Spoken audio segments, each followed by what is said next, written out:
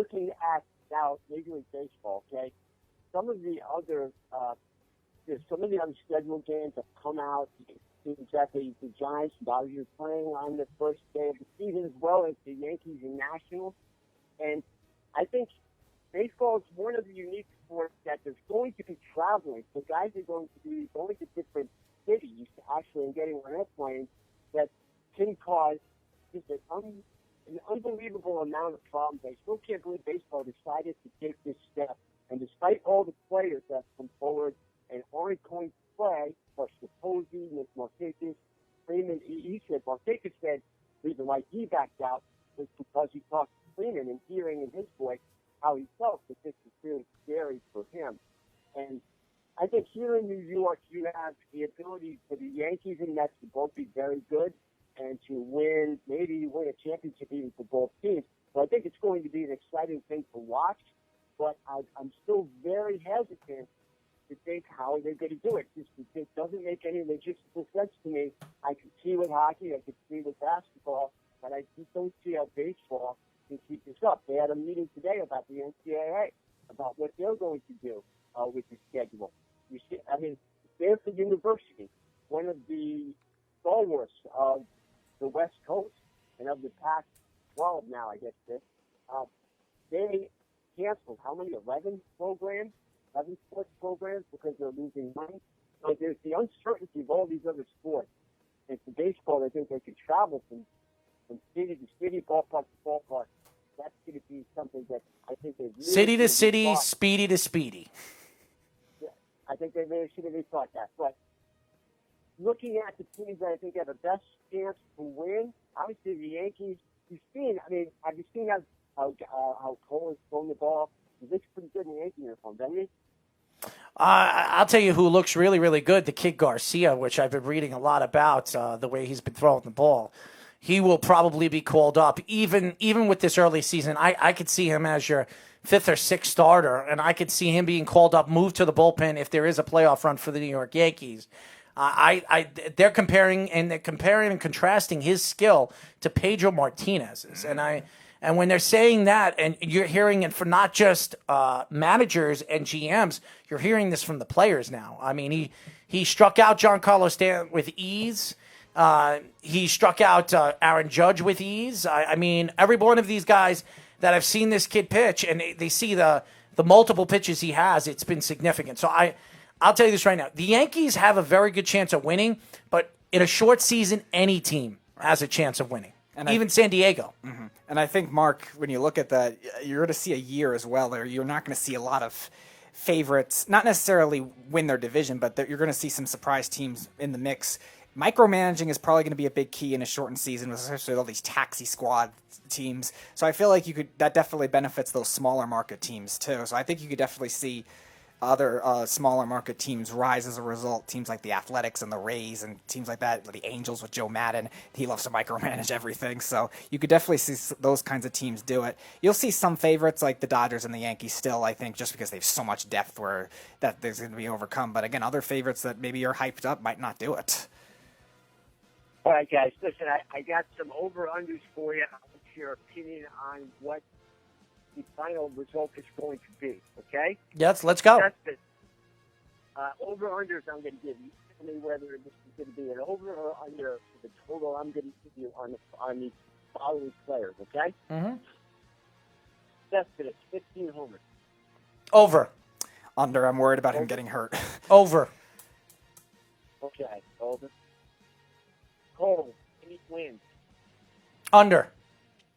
Cole, you said? Mm-hmm. Under, yeah. Diaz, 10 saves. Over. I'll say over, slightly over. Is there going to be a 2020 man this season?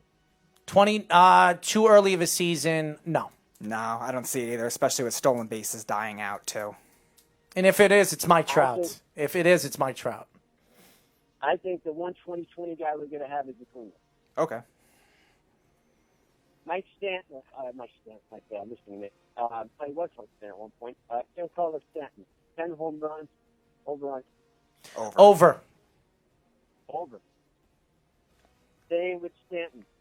60 strikeouts, over or under? Over. Over. Over, wow. Pete Alonso. Last year set the rookie record, 53 homers. Put it at 20 home runs. No. Over or under? Under. Under, slightly under. I'll say probably 17, 18. Slightly under. No way. He's not having anywhere close to 20. Pete Alonso is not going to have a great season. He's going to have his sophomore slump. I'm going to say 10 to 8 home runs.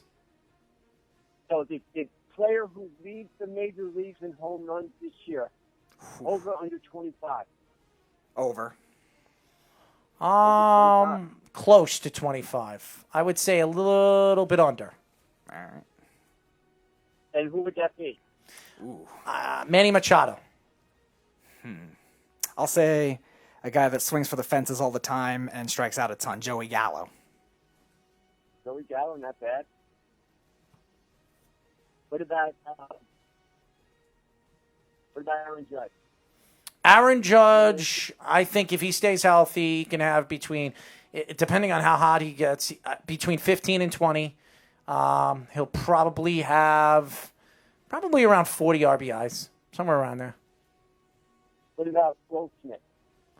I think Goldschmidt's going to have a fantastic season. I wouldn't be, if even in an early season, I think he'll be an MVP candidate. Mm-hmm. I like him in that lineup. I would say Goldschmidt, 14 home runs, 45 to 50 RBIs. He'll bat about 330, somewhere around there. I think, too, especially with the down year he had last year in terms of batting average and on-base percentage in compared to what it normally has, I think you're going to see the Cardinals focus more on that. So I'm kind of with Errol. I think the power numbers will drop off a little from what his average would be in that shortened season, but you'll definitely see other numbers go up.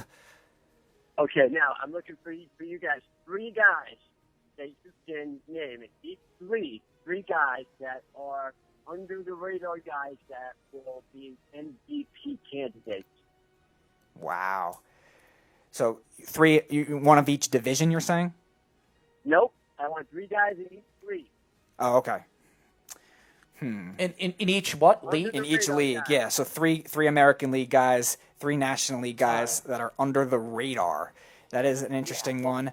I think we talk about it all the time with the Central being pretty weak, and the American League Central in particular. So I think that's definitely a beneficiary for somebody.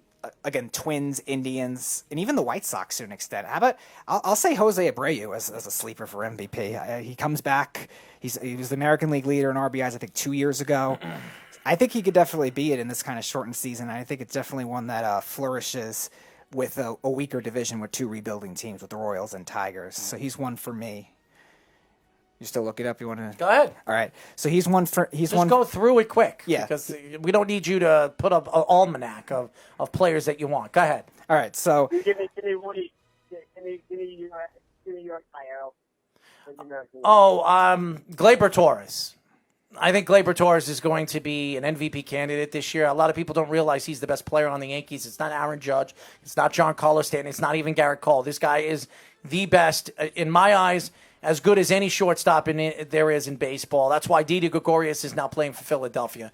Gleyber Torres would be. Yeah, he's gonna have 15 home runs. He's gonna have close to 40 RBIs. He's gonna be a shutdown defensive player, and he's gonna have a couple of stolen bases. This guy is as good a player right now in the Yankees as anybody. I'll go. Both of your guys give me your one for the National League. I'll say Javier Baez for the National League. I'll stick with the Central. Again, a guy that's been well-rounded for a long time. And he kind of emerged as the best performance player last year on the Cubs. And again, like I said, Central kind of weak. I mean, the National League's better than the American League, but it's still a division which has up and down pitching. So I think he could definitely feast off of that. Remember too. this name. He had a bad season last year. He wants a trade. He wants a big contract. Chris Bryant.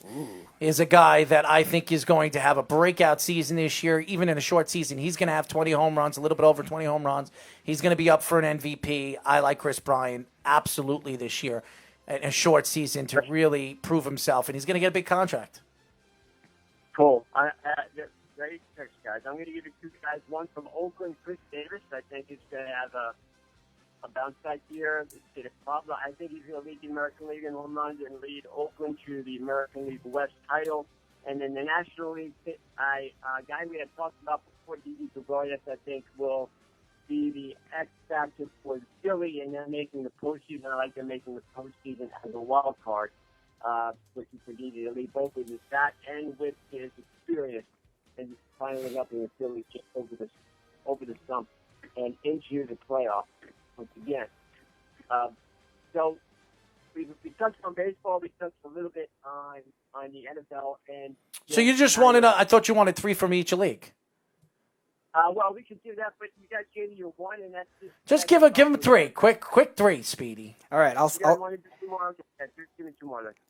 with the Athletics. I'll go with Matt Chapman. I think again. I'll just go with the guys. We don't care what you think. Just give us the guys. All right, I'll say Matt Chapman for 1, and I will say let's stick with the Yankees. DJ LeMahieu, another one right under the radar. I think he does it again. LeMahieu? Yep, LeMahieu. Yeah, I could see him being strong again. Okay. I'm looking at all the teams right now. I'm going to say Guerrero for Toronto. I think he's going to have a great season. I really think he's going to fit the culture over there with the Blue Jays and the other American League player. Who's the third baseman that went to the Anaheim? Rendon. Yeah, Rendon. I'm going to take Rendon. I'm going to take Rendon in a short season as an MVP candidate. Good. There's both good picks. I like a guy who I think is going to be under the radar is Encarnacion. Left the Yankees, goes to the White Sox, who a lot of people are picking to be a sleeper team in the American League. His experience to really help a team that has a good mix between veterans and young players. And in the National League, everybody's looking at the Dodgers. They got Jets and they got Bellinger MVPs from last season. The Padres have a lot of young talent. It could be interesting to see how Machado does. With that group, they have a lot of good young pitching, and I think Machado's going to be a guy that could probably bust through and have a real season that people probably don't think he can have anymore. Who, Machado? And in that stadium. Oh, that stadium is a for that stat, but I think Machado will have my other two other guys in the National League is Manny Machado is absolutely going to be I already picked Manny Machado. I think Manny Machado is absolutely going to be an MVP candidate. I don't know what anybody thinks that he can't do what he has done in the past. This is still he's in the prime of his career. He's in the prime of his career. He just got a $300 million contract. He's playing for a better team, a San Diego team that will be a World Series contender in the next year or so. So Manny Machado, absolutely. Acuna would be my other guy. I think Acuna is going to have a fantastic season. If there's anybody that's going to have a 2020 season in a 60 game, it would be Acuna. I think the guy can steal bases. He can hit for power. I love Acuna. And my other guy in the National League that I would also look at, and I'm going to say this because everybody's probably going to think I'm nuts saying this, but it's a short season, and I think he's got a lot to prove after everything everybody's been saying ever since he went to this team and he got a $300 million contract, and that's Bryce Harper. I think Bryce Harper is going to have a breakout season this year. He will be an MVP candidate. I could see him hitting 20 home runs and giving himself about 40-something RBIs. Don't be so surprised if Bryce Harper will be a candidate for an MVP. All right, 2 for me. I'm going to take same team for Atlanta. Ozzie Albies is another one I think you could definitely see too. A rising young second baseman. You could argue offensively he's the best one in the league right now. With obviously what happened with Altuve, him cheating, and then Trevor Story. Don't sleep on Coors Field. It can inflate hitters for a while. Yep, and I think the DH being in the National League is going to make things that much more exciting, as well as the free battle rule. I'm not really thrilled with that rule, but I think it'll just be an interesting take on the game and force batteries to make different decisions. Betts or Bellinger, who's going to hit more homers? Bellinger. I think Betts is going to get paid a lot of money. It doesn't really matter. I'm going to say Mookie Betts. He had a bit off season last year. I think coming back this year, always every other season, and I think because he's getting his contract year, he's going to want big bucks, so he's going to have to put the ball in the end of the stadium. So I'm going to take Mookie Betts. He's going to have more home runs than Bellinger. I think Bellinger, as good a season as he had last year, and he was an MVP, I think he was highly overrated, especially with that lineup. I think even putting Mookie Betts in there, it's really gonna hide how good Bellinger is. So I like Mookie Betts.